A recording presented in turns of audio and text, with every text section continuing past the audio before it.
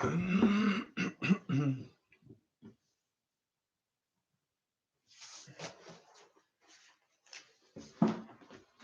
morning. Chapter 4 of the little book I as a Door. And chapter 4 are short descriptions, short biographies of all three teachers that have been discussed. Let me see. Here we go. Short biographies. Ramana Maharshi. Sri Ramana Maharshi was born in the early hours of December 30, 1879, in Tiruchuli, in the southern part of the Madras Presidency, nowadays Tamil Nadu. In the summer of 1896, something happened to him that bestowed a profound realization of his true nature.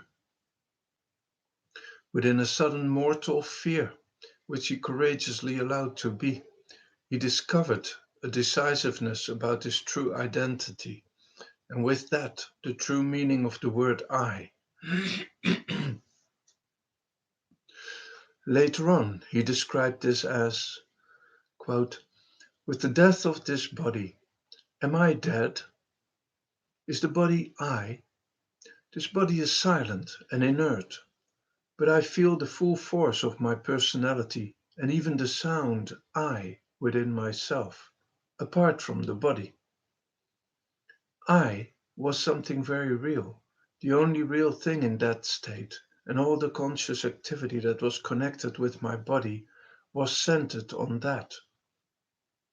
The I, or myself, was holding the focus of attention by a powerful fascination from that time onwards. 1.5 months later, he traveled to Arunachala, to which he felt attracted for some time already. He remained there for the rest of his life. To him, the mountain was Shiva himself. He considered it the only place on earth for him to abide. The first years he spent in solitude, often neglecting his bodily needs. He just sat with his eyes closed.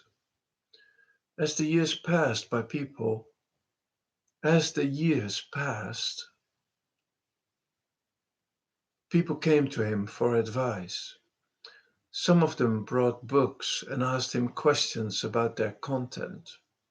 By reading these books like Viveka Chudamani, he discovered that what he had realized corresponded to what was written in these texts, and so he recognized his own realization as Advaita. In 1922, an ashram sprouted at the foot of the mountain in Tiruvannamalai, Ramanashram, still flourishing today. Ramana Maharshi lived there until his death on the 14th of April, 1950. Many testimonials of meetings with the Maharshi exist. In virtually all stories, the emphasis is on a deep silence that was experienced. Not always a silence of speech, but a silence and a light that was like irradiating the visitors. One visitor said, for example, his presence was as a continuous bath of light that pierced into the deepest corners of my mind. As a matter of fact, in the testimonials, it is stated time and again that Ramana didn't teach by instruction, but merely by his illuminating presence. Indeed, Ramana remained silent very often, sometimes even when someone asked a question. Nevertheless, wordless silence was not the only thing he offered. He did speak, and sometimes even extensively and in detail. He could, for instance, enthusiastically tell stories about his own past, in which it is striking how many details he could remember. Repeatedly he advised against book learning, but at the same time he was a lover of good texts. Near his couch was a revolving bookcase, and also against the wall there were bookcases. He liked to read out aloud fragments from devotional scriptures, like the Tevaram, a collection of Tamil verses, and from the songs of 18th century poet Tayu Manavar. Often this would move him to tears, sometimes to the point that he couldn't speak any further. He was often busy making notes with a pencil in a book, and regularly he translated texts. His own language was Tamil. He had a good command of English. He could judge very well whether something was translated correctly, also in other South Indian languages like Telugu and Malayalam. One striking particular in the life of Ramana Maharshi was the absence of any sexual interest. At least, I have not found any testimonial in which something has been told about a sexually oriented desire or a personal love relationship. Ramana didn't consider himself a teacher. Only the self was real to him. Teacher and disciple, he considered concepts that are put on top of reality. In the early years, when the ashram didn't exist yet, he attempted several times to escape from the attention of the seekers around him. Ultimately, this appeared to be all in vain. People always managed to find him again, and in the end he acquiesced. In later years, devotees repeatedly suggested the possibility of traveling through India with a train, organized specifically for that purpose. In this manner, all people that were not able to travel to Tiruvannamalai would have been able to meet him. But because he only saw the self, his reply was, "What's the use of my going anywhere? I am not able to see anything." Although the Englishman F. H. Humphreys visited Ramana as early as 1911 and had written an article about him, it was thanks to the English journalist Paul Brunton, who visited him in 1931, that Ramana Maharshi became known in the West. 3 years later, Brunton published the book A Search in Secret India, in which he described his meeting with the Maharshi in a very impressive way. As a result, other Western seekers came to visit the ashram, of whom some even stayed for good. The ashram in Tiruvannamalai has become a main center of Advaita, which functions as a kind of beacon for seekers from all over the world. Quite a few Western devotees are nowadays living around the ashram. Since 1964, the ashram is publishing a magazine, The Mountain Path, which offers an influential voice within the contemporary scene of the various non-dual teachings of self-realization. That was Ramana.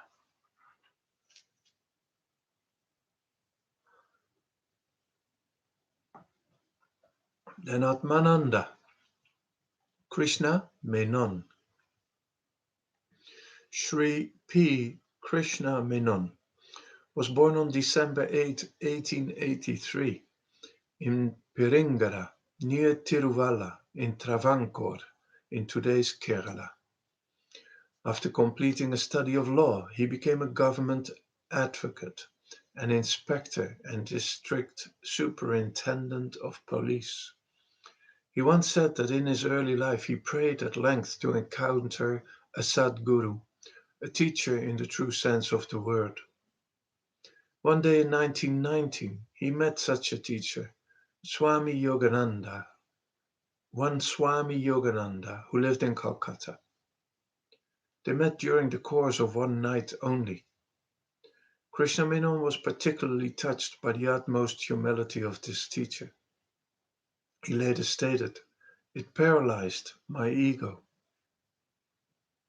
Because of this encounter, he started a sadhana, which comprised both bhakti and raja yoga, as well as pure jnana. Later on, having become a teacher himself, he would transmit to others only the jnana aspect, and even criticize both the bhakti and raja yoga aspects. In 1923, he came to realize his true nature. He adopted the name Atmananda given to him by his guru and began teaching. He continued to work in the police department up to 1939. Later on, he once said that a profession within the police or the military offers an ideal foundation for spiritual sadhana because such a profession offers in particular the maximum obstacles and temptations. In 1959, May 14, Atmananda died at Trivandrum, the capital of Kerala. In the testimonials that exist about meetings with Atmananda, also called Guru Nathan, it is striking how lovingly his disciples speak and write about him. Of the teachers discussed in this book, he was the only one that had some sort of commitment with his disciples. True enough, he once said, "A guru has no disciples. However, the disciples, so long as they remain disciples, have a guru." In spite of this, from many reports, it appears that he had a true and intense teacher-disciple relationship with a lot of people. Concerning the intimate relationship of man and woman, Atmananda also emphasized a mutual commitment. In contrast to Ramana Maharshi, Atmananda was married and a father of 3 children. Reports about his marriage all state how harmonious it was. It is stated a true example for the students. In the husband-wife relationship, Atmananda emphasized that both should be grounded in the non-dual permanent principle that precedes man or woman. After the decease of his wife Swarupananda in 1953, Atmananda expressed his grief fully. This was interrupted at an instance when an old friend came to visit him. Together they talked and laughed for some time. But directly after the friend left, Atmananda began to weep and shed tears in profusion as before. Atmananda also used to chew tobacco. A few years he smoked cigarettes. He loved chess. He played with a few of his students. In the report about playing chess, it is said that he even used the game of chess to speed up the spiritual progress of his students. Atmananda's appearance on pictures can be a bit strict and formal. A testimonial from a skeptical Westerner looks like a confirmation of this impression. During the several hours that I spent with him, I didn't see him smile even for a moment. But I have the impression that this is a very superficial point of view.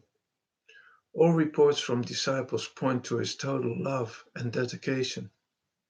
As a reader of these reports, it always strikes me how he stayed totally present in all feelings, without guard or denial, being an example of how we can experience our feelings as an expression of ultimate reality. Atmananda became known to the West thanks to Lewis Thompson, an English poet who visited him in 1936 for the first time.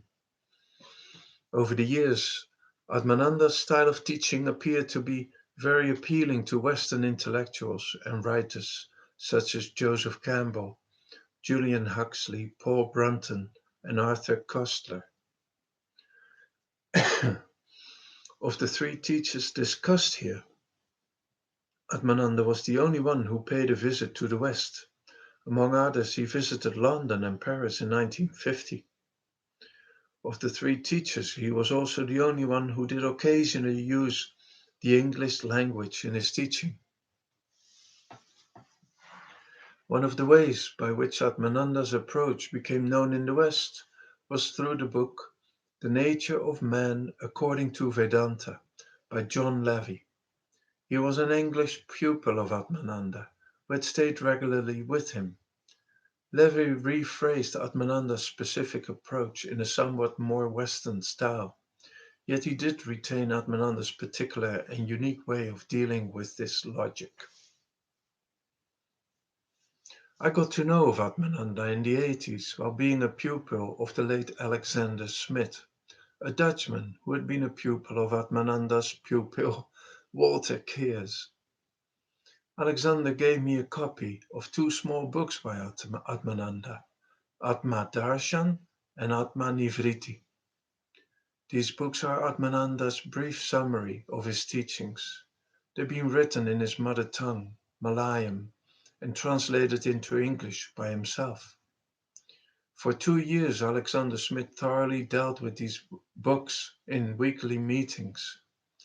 I am grateful having had the privilege to attend these meetings.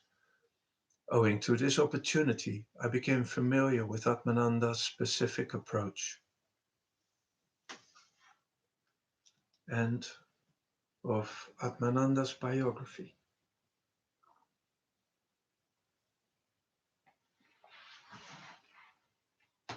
Nisargadatta Maharaj.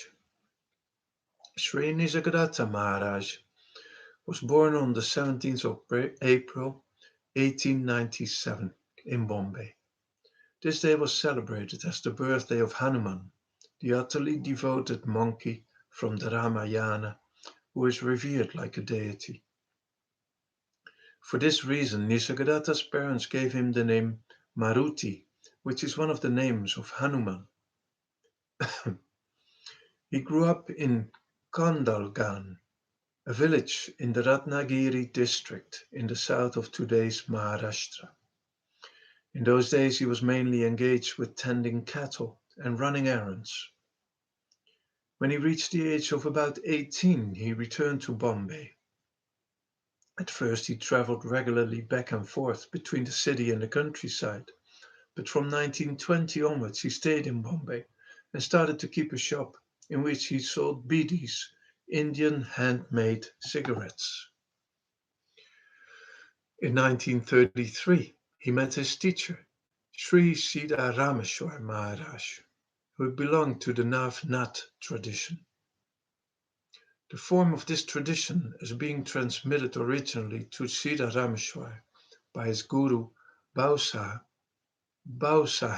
Maharaj was merely Nama Japa, repeating the names of God. After Bausaheb's death in 1914, however, Sita Rameshwar had replaced this form of endless mantra meditation by a much faster way. He had discovered what he called the bird's way, in contrast to the ant's way of his guru. He had discovered the direct way. A bird can fly from tree to tree in no time. So Siddharameshwar pointed his disciples, including Maruti, directly to the heart of the matter. My guru told me that I am Para Brahman and nothing else. I have accepted that with great conviction. End of quote. The connection between them only lasted 2.5 years because of Sita Rameshwar's death in 1936. A year after his teacher died, Maruti wandered about India, but gradually it appeared to him that this couldn't be of any use, and he returned to his family in the city. Over the years in which he meditated a lot and read texts from ancient teachers of Maharashtra like Janeswar and Ramdas, the recognition of his true nature ripened into full realization. He was married and a father of 3 children. He once told that his wife used to give him a very hard time.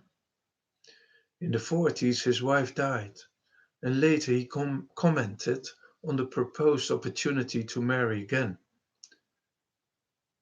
And he said, quote, "The day my wife died, I married freedom. End of quote. In 1951, he started to initiate disciples, although many people already had come to visit him to receive teachings in the years before. He now was called Nisargadatta Maharaj. Nisargadatta means gift of the natural, Nisarga, state. So gift of the natural state, Nisarga. And Maharaj is an honorific meaning, literally meaning great king. He gave up working in his little beedi shop in 1966.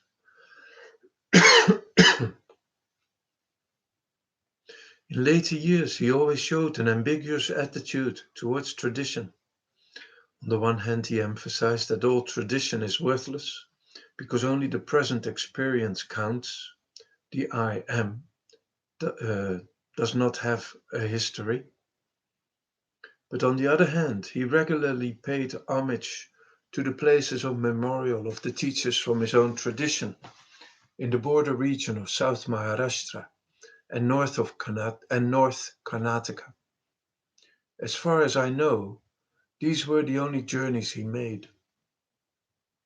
His teaching could not in every respect be called Advaita Vedanta. It was more a merger of several influences, especially a few regional ones in the Marathi language, such as Janeshwar and Ramdas. He also loved Tukaram.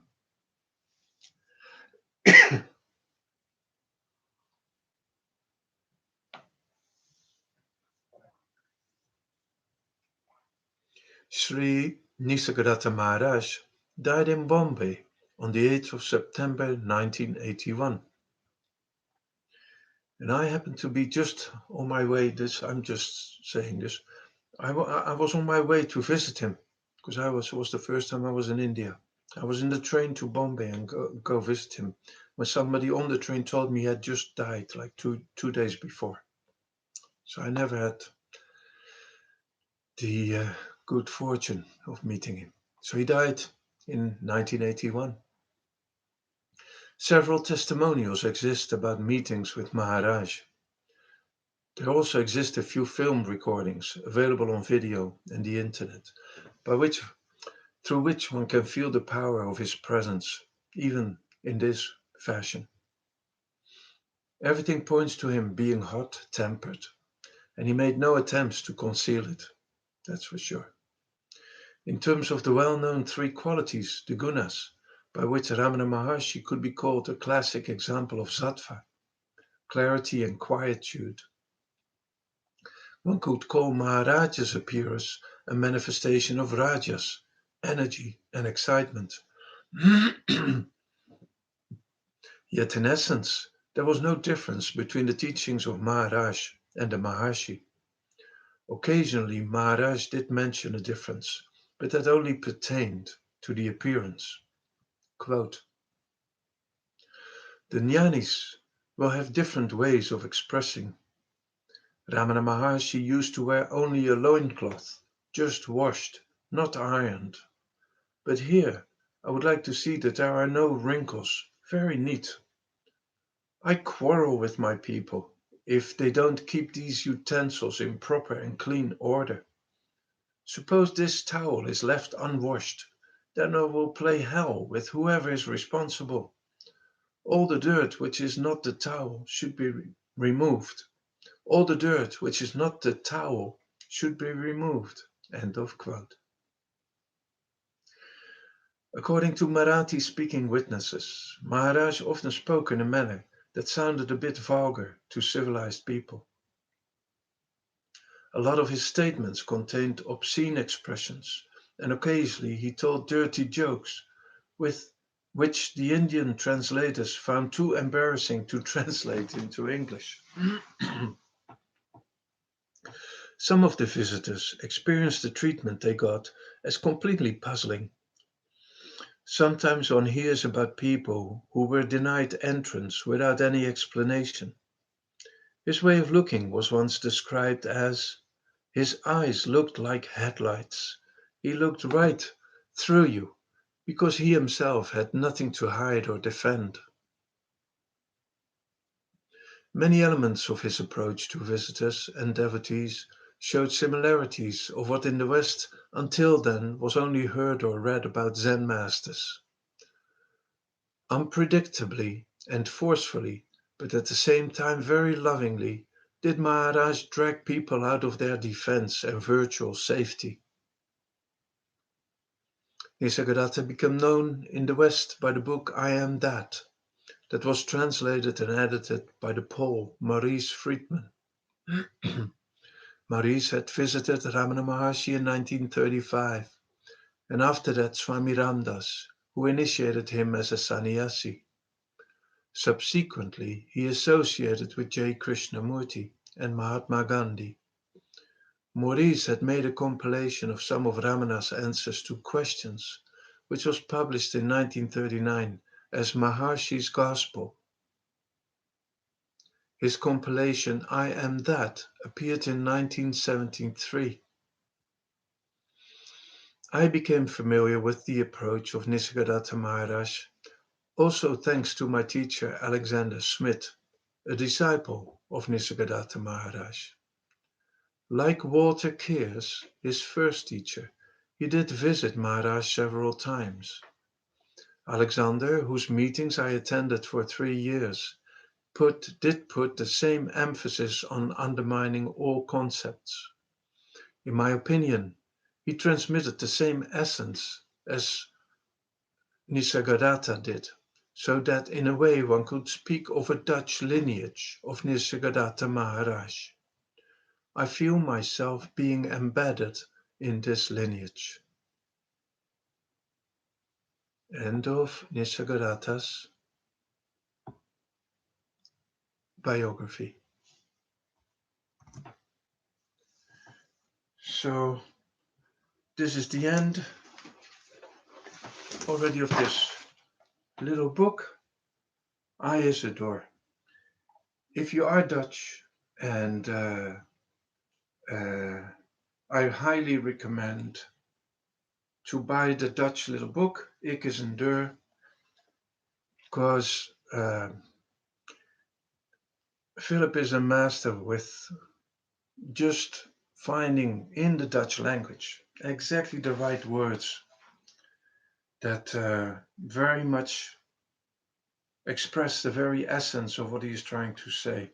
And in the English translation, that's sometimes very difficult to capture exactly that precision, that beauty of expression. So if you are Dutch, please get this little book. All right. Have a really good day. Bye.